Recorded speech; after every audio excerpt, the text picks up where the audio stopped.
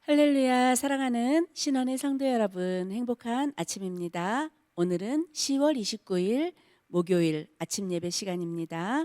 찬송가 273장 나 주를 멀리 떠났다로 주님께 영광 올려드리겠습니다.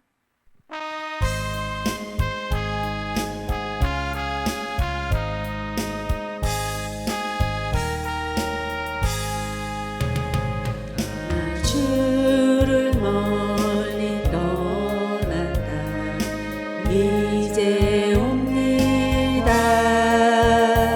나 죄의 길에 시달려 주여 옵니다. 나 이제 왔으니 내 집을 찾아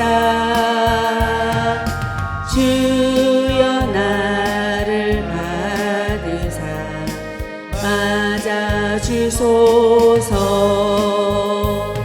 나 바랄 것이 무언가 우리 주 예수 날 위해 죽임 당하심 믿고 옵니다. 나 이제 왔으니 내 집을 찾아 주여 나를 받으사 맞아 주소서. 오늘 은혜 받으실 말씀 예레미야 52장 1절부터 11절 말씀입니다. 제가 봉독해 올려드리겠습니다.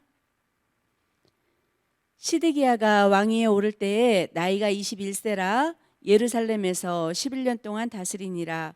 그의 어머니의 이름은 하무달이라 림나인 예레미야의 딸이더라.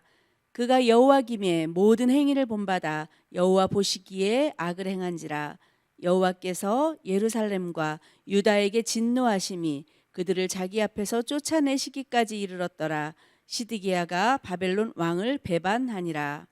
시드기야 제9년 열째 달 열째 날에 바벨론 왕 느부갓네살이 그의 모든 군대를 거느리고 예루살렘을 치러 올라와서 그 성에 대하여 진을 치고 주위에 토성을 쌓음에 그 성이 시드기야 왕 제11년까지 포위되었더라.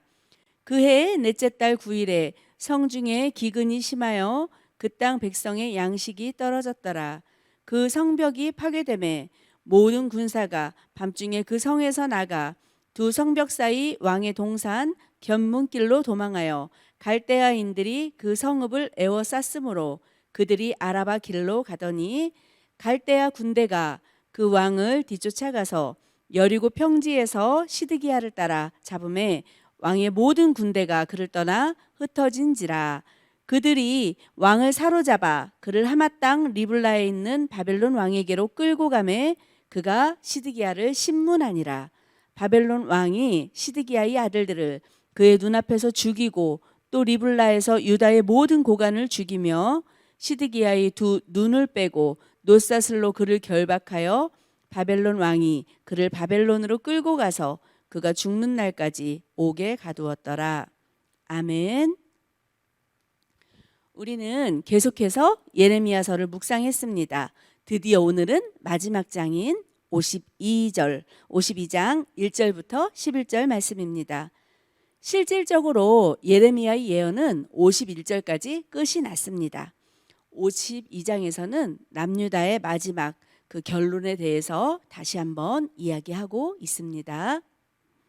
오늘 본문에서 보면 남유다의 멸망과 시드기야 왕의 비참한 최후에 대해서 말씀하고 있습니다. 마지막 때에 어떻게 하나님의 말씀이 이루어지고 있는지 한번 살펴보겠습니다.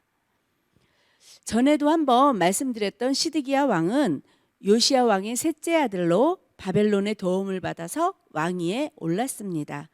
시드기야 왕의 본명은 마따냐였습니다. 마따냐는 여호와의 선물이라는 뜻인데 바벨론식으로 시드기야라고 개명하였습니다.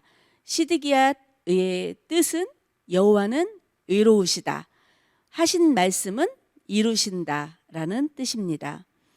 바벨론 왕에 의해서 왕이 된 시드기야는 정작 바벨론의 포로로 살아가는 하나님의 메시지는 귀에 들어오지 않았습니다. 당연히 한 나라를 책임져야 하는 왕으로서 시드기야 왕도 많은 고민을 하고 생각을 하고 행동을 했을 것입니다. 시드기야 왕도 망하고 싶은 생각은 전혀 없었을 것입니다. 자신의 그 안위도 생각했고 백성의 안위도 생각하였을 것입니다. 그러나 오늘 본문 2절을 보십시다. 그가 여호와 김에 모든 행위를 본받아 여호와 보시기에 악을 행한지라. 어떻게든 잘해보고 싶었던 시드기야 왕의 잘못은 여호와 보시기에 악을 행한지라. 우리 사랑하는 신원의 성도 여러분, 악행이란 무엇일까요? 곧 악은 죄를 말합니다. 죄의 삭은 사망이라고 성경에서 말씀합니다. 죄와 의가 곧 심판의 기준이 되는 것입니다. 오늘 시드기야 왕의 죄는 무엇이었을까요? 그의 행함이 하나님과 뜻과 하나님의 뜻과 맞지 않게 행동했기 때문입니다. 즉위 3년 만에 주변 동맹 국가들과 반바벨론 동맹을 결성하고 9년째에는 애굽의 도움을 받아서 반역을 일으키게 됩니다. 잠깐은 애굽의 도움으로 위기를 모면할 수 있었으나 애굽이 퇴각하고 바벨론의 침공으로 함락되고 맙니다. 계속해서 예레미야 선지자를 통하여서 하나님은 경고하시고 예언하시고 말씀을 주시고 다시 한번 기회를 주셨습니다. 친애굽 정책을 버리고 바벨론에 항복하고 순종하라는 말씀을 거역하고 무시합니다. 시드기야 왕은 한 나라를 위태롭게 하는 위기의 순간에 하나님의 뜻을 따르는 것이 아니라 사람들의 인정을 받고자 친애굽 정책을 폈으며 신당에서 우상 숭배를 하는 죄를 저지릅니다. 또한 노비를 자유롭게 풀어주겠다는 언약도 어기게 됩니다. 분명히 모르고 지은 죄가 아닙니다. 이미 충분히 하나님은 알려주시고 경고하시고 예언하셨습니다. 지속적인 하나님의 경고를 무시하고 예언을 멸시하며 불순종의 죄악을 저지른 것이 한 나라를 이끌어가는 왕으로서 큰 죄를 짓게 된 것입니다. 우리는 날마다 어떤 선택의 기로에 놓이게 됩니다. 이렇게 해야 할까 저렇게 할까, 이렇게 해야 하나 저렇게 해야 하나, 아니면 여기로 가야 할까 돌아서 가야 할까, 아니면 이것을 취해야 할까 말아야 할까 결정할 때가 있습니다. 여러분은 어디에 삶의 기준을 두시겠습니까? 우리 믿는 사람들은 이 삶의 기준이 하나님께 있어야 할 것입니다. 사람과 하나님을 동일하게 만족시키는 그러한 결과는 글쎄요, 그러한 결과는 없지 않을까요? 잠시 동안의 부귀를 위해서 영원한 것을 내려놓는 삶과 그 잠시 동안 고난을 영원한 것을 위해서 기쁨으로 참고 인내하며 감당하는 삶, 이 두 개 중에서 어느 것을 선택하시겠습니까?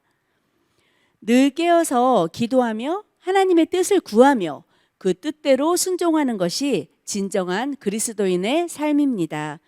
그것이 때로는 사람들 보기에 우습게 보이고 비현실적이라는 지탄을 받을지라도 하나님께서 내게 주신 마음이라는 확신이 오고 믿음이 올 때 우리는 그렇게 믿고 행하는 것이 진정한 믿음입니다. 요즘은 하나같이 어려워 다 어렵다고 하지 평안하다고 하는 분이 없습니다. 그것이 너무도 마음이 아프지만 우리 성도 여러분, 하나님을 바라보십시오. 우리는 위기의 순간에 더욱 하나님의 말씀을 사모해야 합니다. 구원이시며 생명 주시는 하나님을 인정하는 복된 삶이 되시기를 여러분 축복합니다. 오늘 본문 4절부터 11절을 보시면 왕의 잘못된 판단과 결정으로 인하여 비참한 최후를 맞이하게 됩니다.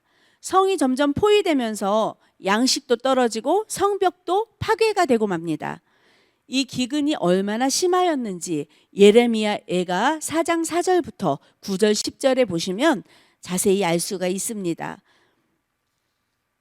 젖먹이에 목이 말라서 혀가 입천장에 붙고 먹을 것이 없어서 찔린 자처럼 쇠약하여져 가며 자녀들을 삶아 먹게 되는 그러한 처참한 광경이 벌어지게 됩니다.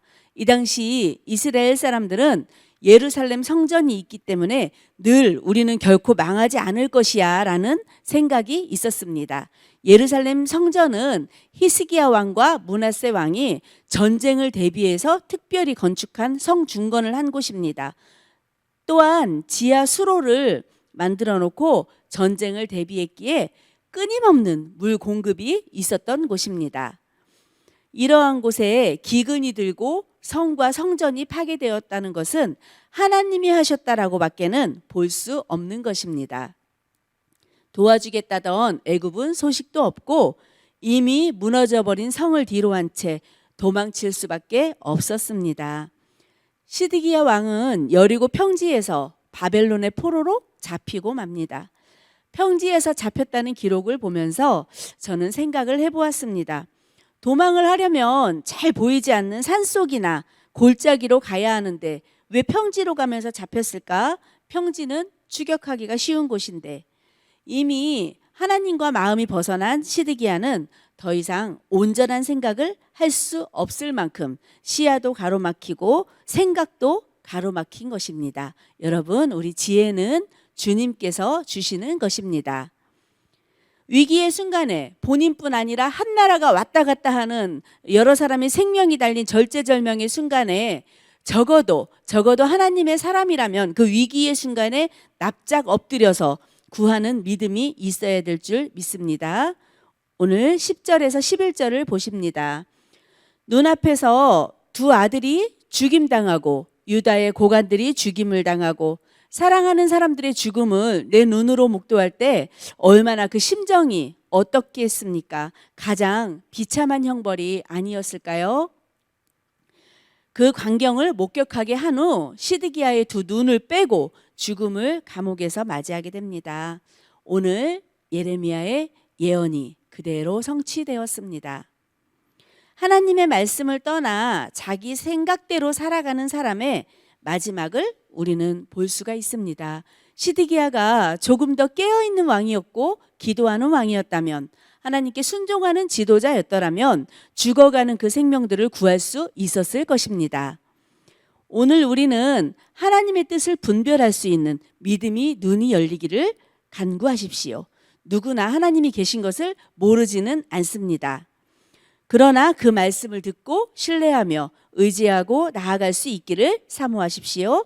주님 뜻대로 사는 것이 가장 평안하고 안전한 길입니다. 다시 한번 기회를 주실 때 마음을 고쳐서 회개하고 용기를 내어서 부르짖을 수 있는 저와 여러분이 되시기를 축복합니다. 기도하시겠습니다.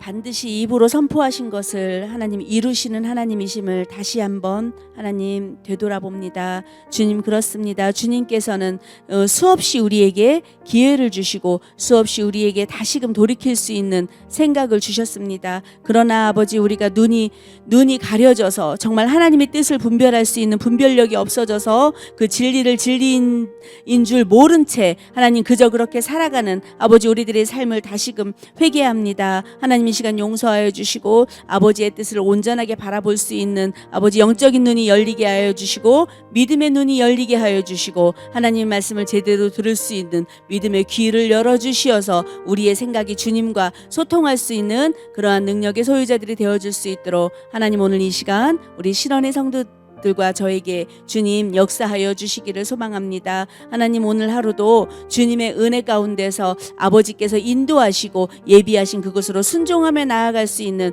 그러한 믿음의 성도들 되기를 하나님 간구하며 오늘도 사랑 많으신 예수 그리스도 이름으로 감사하며 기도드렸습니다. 아멘.